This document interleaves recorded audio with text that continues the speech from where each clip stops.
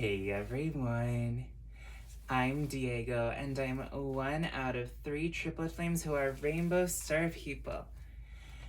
And welcome to this YouTube channel. If you haven't yet, please like this video and subscribe to this YouTube channel for more content like this. Now to today's video, which is about emotional healing, but before I get into that, I want to talk about Halloween and this costume and what I've been doing for Halloween. So, the reason I chose this costume is because my capoeira nickname is Polvo. Polvo means octopus in Portuguese. We all get capoeira nicknames when we practice capoeira. It's an Afro-Brazilian martial art that I practice about 3 times a week. Anyways, I'm gonna spin around and show you all the tentacles in my costume. I have 8 tentacles in this costume. I'm gonna do a little octopus movement.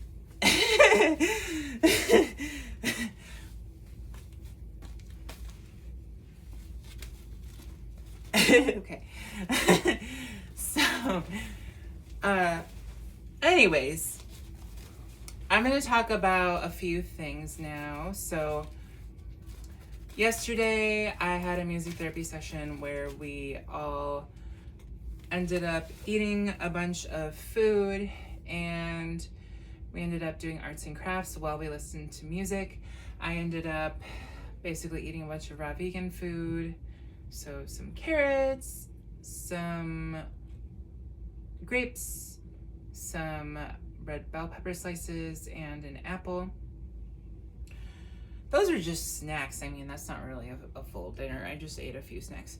Anyways, and then, so I wore this costume for that music therapy session. It was Halloween themed.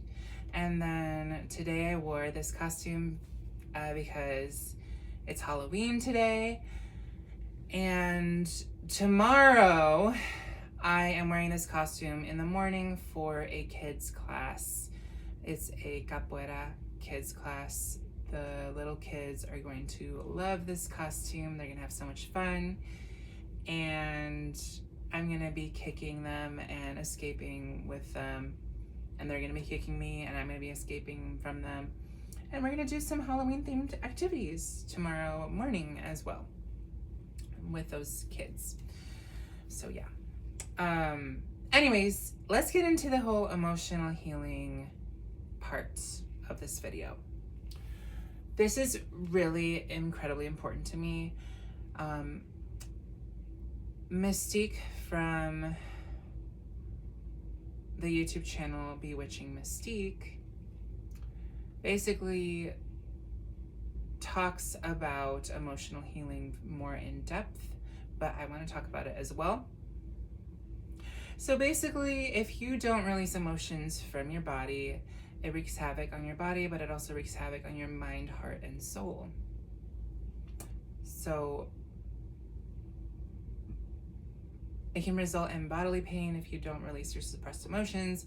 It can also result in feeling disconnected from other people emotionally and through your heart center. It can result in emotional and mental instability. So that's the mind, where you're experiencing mental instability and swirling thoughts. It can also result in feeling disconnected spiritually from the world and from yourself and others. So it's very important to release suppressed emotions, because otherwise that's gonna really mess with you. Yeah. So we're gonna talk about how to release suppressed emotions. How do we do that? And how do we heal emotionally? Well, before you do shadow work and emotional healing, it's really important first to practice self-love, to do things for yourself that show yourself that you value yourself and that you trust yourself and that you love yourself. So like, for example, feeding yourself, giving yourself a nice shower, taking a nice warm bath, drinking some nice tea. Things that make you feel good on the inside count as self-love. As long as it's not hurting anybody else and it's benefiting you, that counts as self-love. Okay?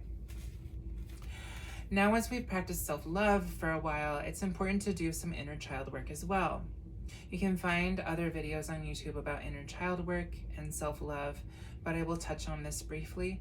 Basically, with inner child work, you want to look at the unmet needs you experienced as a child, and basically you reparent yourself by finding ways to meet these needs. All right, now let's get into emotional healing, which is what this video is all about. So basically, think of a traumatic experience you had. Trauma counts as an intense negative experience that ended up disrupting your life significantly, and that currently is disrupting your ability to function day to day. And it's also triggering you when you have memories of that traumatic experience. You might have specific visual or auditory or tactile triggers or any other kind of trigger. It could be a smell, it could be a taste. Any kind of trigger could trigger that traumatic event or memory, and that could result in a disruption in your functionality. So that is trauma in a nutshell. Now, when we're thinking about an intense negative experience, like when we're talking about an intensely negative experience in terms of emotions, that doesn't necessarily count as trauma. So if they're just negative emotions that were intense that you ended up suppressing, that's a little different from trauma, okay? But any kind of negative emotions that you've experienced can be transformed into positive emotions, and I'm going to talk about that now. So basically, when you are thinking of this experience, you can have the option of journaling. I love to journal this because it gets all my thoughts on paper and it's visual and I can see them. So the first thing you want to do is identify what this negative experience was. It could be a traumatic event, it could be an experience that was negative where you suppressed your emotions, or it can just be any kind of experience where you experience negative emotions. And then once you identify what that experience was, write down all the negative emotions that you felt when you experienced that. Then think about all of the unmet needs you had. So for each emotion, write down one unmet need that wasn't met while you were experiencing that negative emotion.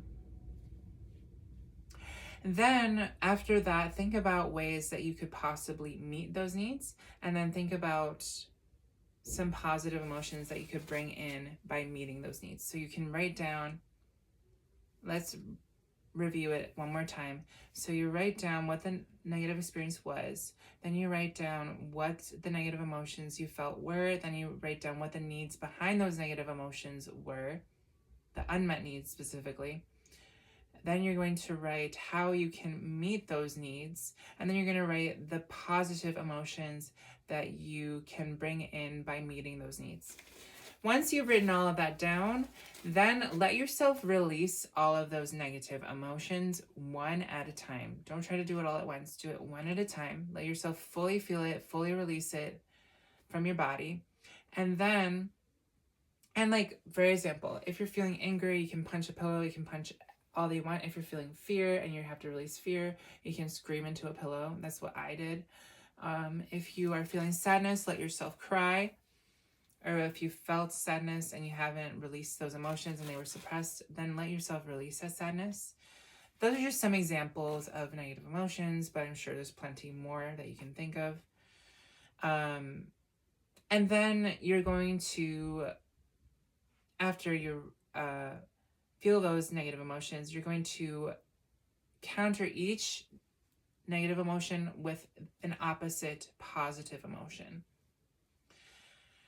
Okay, so it can be hope, joy, happiness, gratitude, any kind of positive emotion that you can think of. Confidence, relaxation, peace, calm, things like that.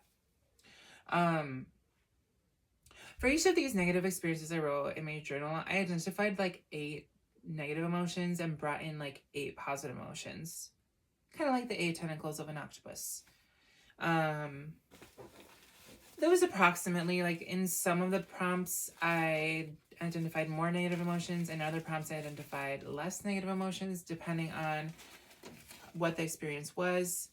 So it doesn't have to be exactly 8. It can be less than 8 or more than 8 negative emotions and positive emotions that you bring in afterwards. The reason I emphasize bringing in positive emotions after you release the negative emotions is because otherwise, if you don't bring in those positive emotions, you're just going to end up feeling like an empty shell. You need to bring in those positive emotions so that you can show your body that you can find ways to meet these needs. And it will also fill you up with this wonderful light that kind of lifts this weight off of your shoulders. It lifts the weight off of your shoulders. It makes you feel free, and it helps you be more at peace with your life. I've found that after doing this deep emotional healing with myself, where I've identified all of my trauma and all of my intense negative experiences, and then processed them, released them, and brought in positive emotions. Once I've done all of that, I've felt a lot more like myself. I feel like I can finally function like a normal human being. I feel like I can finally be myself around other people and be authentic without putting on a mask. And I'm really starting to actually enjoy life and benefit from living my life. So it's really important to do for just about anybody. Anybody can do this. Yeah. Anyways, what else would I like to talk about? Oh yeah, so I'll give you an example of something that I wrote in my journal. So basically, a bit over a month ago, about 2 months ago, I went on a date with a woman. And this was my 3rd date with her. And at the end of the date, I asked her if she wanted to receive a kiss from me.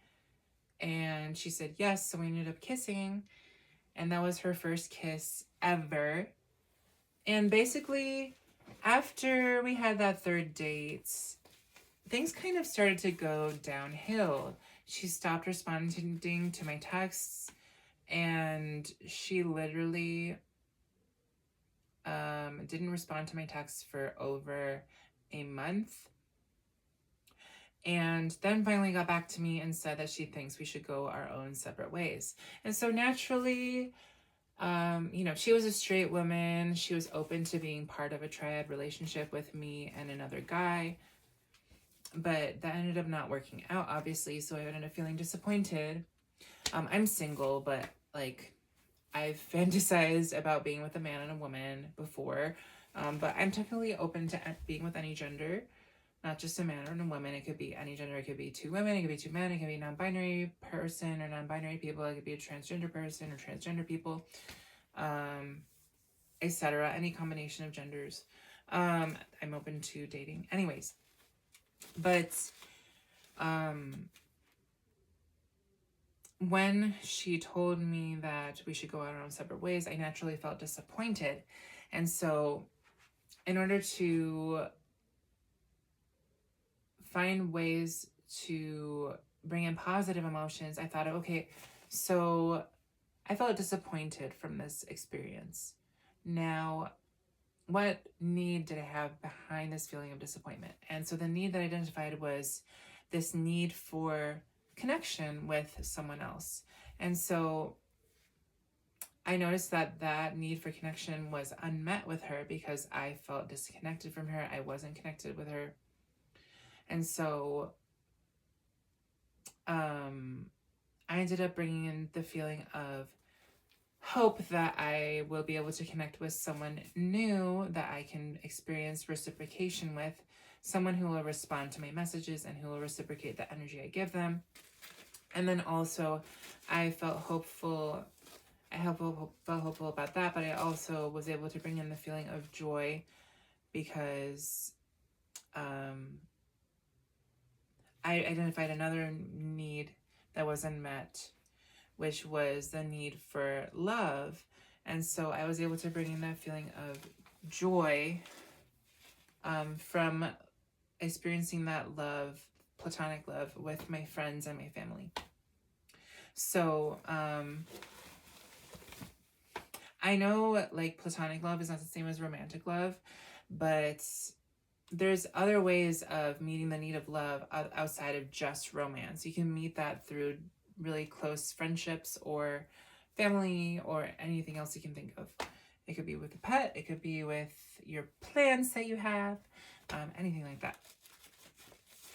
So anyways, thank you all so much for watching this video and for sitting through this. I really appreciate you listening to this and for listening to my little example that I gave.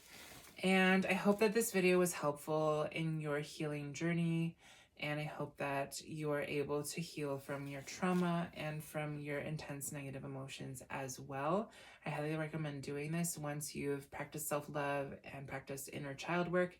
Again, you can look at ways to heal emotionally from other YouTube channels, and also inner child work and self-love. You can find ways to do that through other YouTube channels as well. Yeah, thanks so much for watching this video. Peace out, much love, and may you all be free. Mwah. Take care, everybody. I hope that you are having a wonderful Halloween, or day after Halloween, or days after Halloween, or weeks after Halloween, or months after Halloween. Whenever you happen to watch this video is fine. And I hope that your day becomes better once you've released those negative emotions and brought in positive emotions into your life. It's deeply transformative and healing, and it's so good for you. Again, when you're releasing negative emotions, find ways to do it in a safe way. Be safe about it. Thank you all so much for watching. Peace out, much love, and may you all be free. Mwah.